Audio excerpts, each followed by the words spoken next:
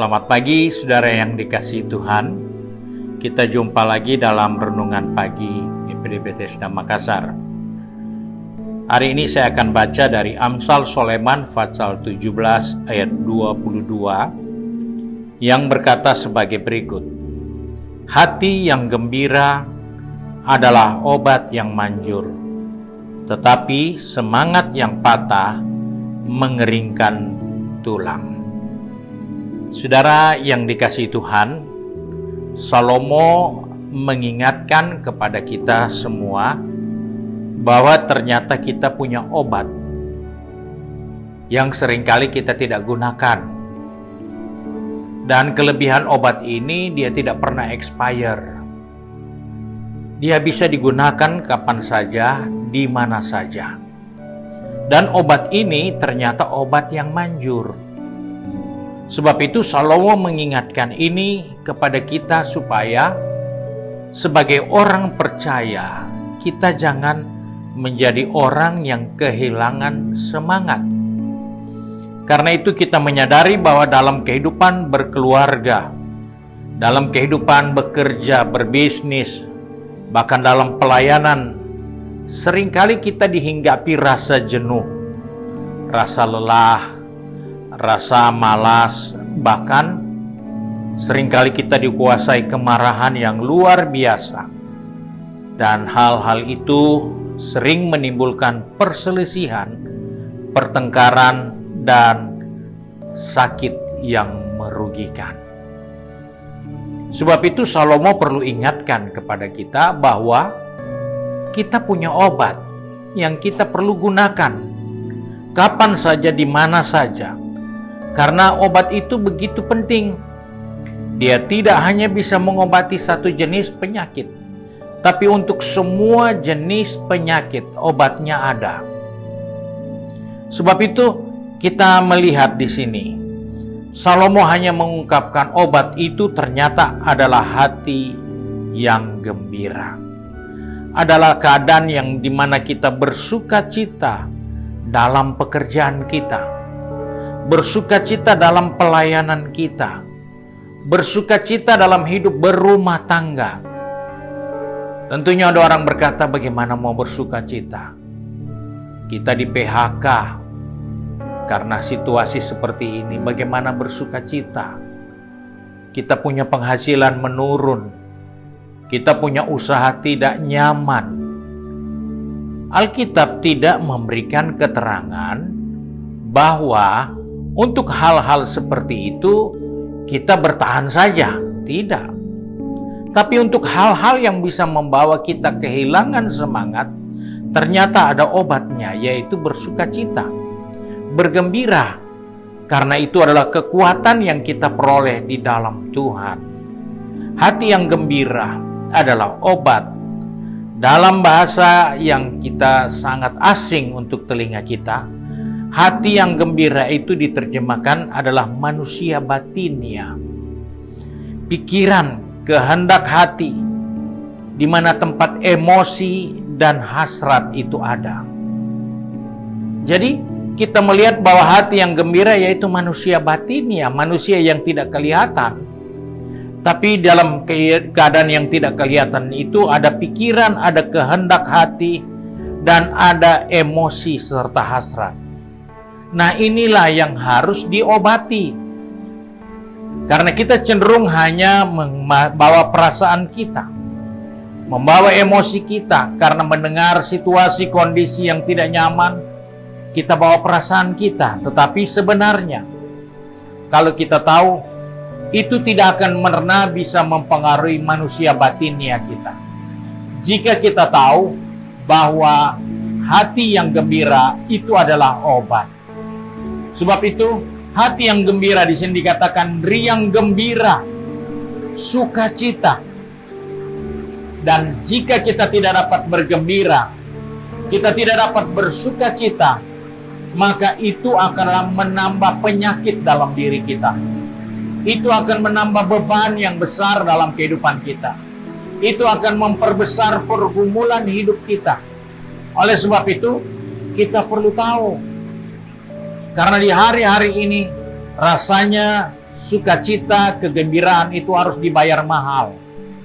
Orang harus pergi rekreasi, orang harus pergi piknik, orang harus habiskan uang cukup banyak untuk mencari tempat wisata. Dan apa yang kita dapat? Ternyata kita pulang, kita lelah lagi. Yang kita dapat, kita pulang, kita kecapean lagi. Yang harus disadari di sini adalah manusia batinnya kita yang harus bersukacita. Manusia yang di dalamnya ada kehendak, ada keinginan, ada hasrat, itulah yang harus diperbaiki dengan sikap bergembira. Karena seringkali yang sakit lain, yang diobati yang lain. Yang gatal di tempat lain, yang digaruk di tempat lain. Karena kita tidak mengerti.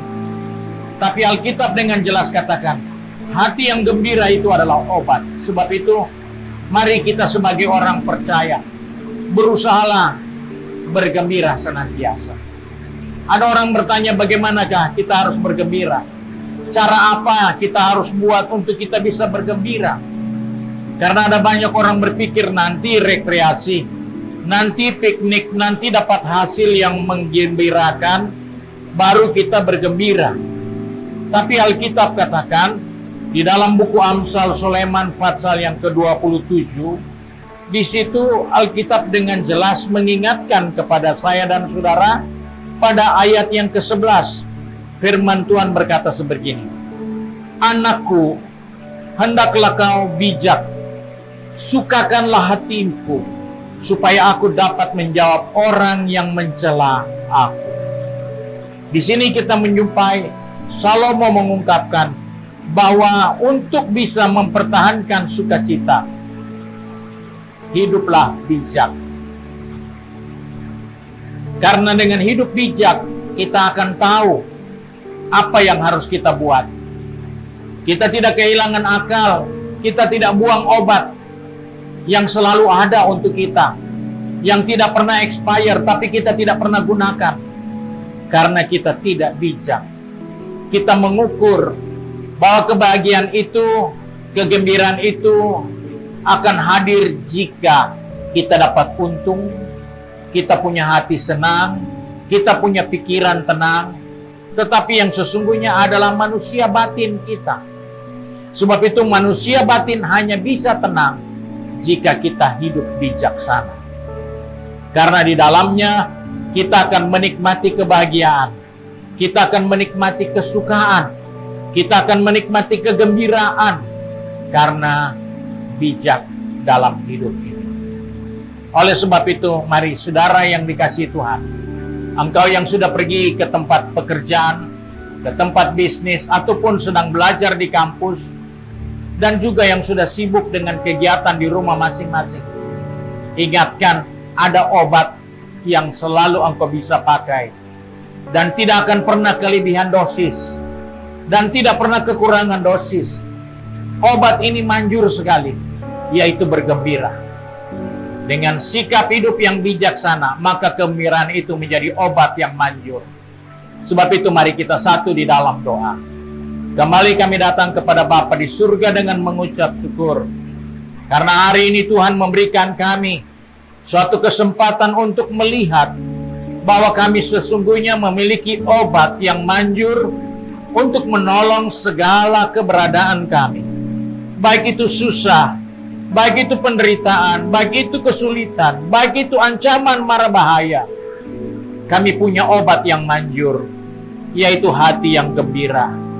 Sebab itu tolong kami anak-anak-Mu Tuhan, pegang tangan kami, pertetapkan langkah kaki kami, supaya dalam menjalani hidup ini kami tahu apa yang penting bagi kehidupan kami, yaitu memiliki sikap yang bijaksana, agar hati kami selalu bisa bersukacita dalam menghadapi segala hal di dalam hidup ini. Sebab itu kami serahkan seluruh kehidupan kami ke dalam tangan-Mu sepanjang hari ini. Kami bersyukur untuk berkat Tuhan yang Engkau sediakan bagi kami, karena Engkau tidak pernah melupakan kami. Karena itu Engkau mengingatkan kepada kami, ada obat yang manjur, yang senantiasa ada jika kita mau menggunakannya. Sebab itu kami bersyukur untuk kasih setia Tuhan. Kami bersyukur untuk penyertaan Tuhan sepanjang hari ini. Dan sebab itu kami berdoa Di dalam nama Tuhan Yesus Kristus, Juru Selamat kami, majikan kami yang baik dan setia. Haleluya. Amin. Puji Tuhan. Tuhan Yesus memberkati kita semua.